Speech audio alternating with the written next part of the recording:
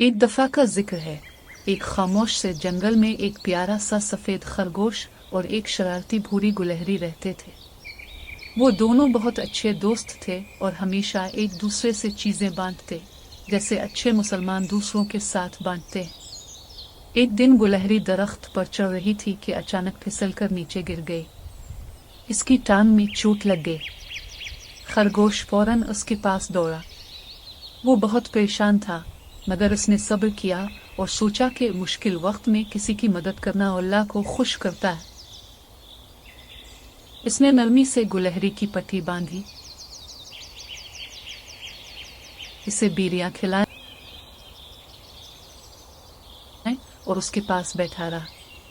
वो पंखा करता और दिल में दुआ करता कि गुलहरी जल्दी से ठीक हो जाए। कुछ दिनों बाद गुलहरी बेहतर हो गई। वो फिर से चलने लगी।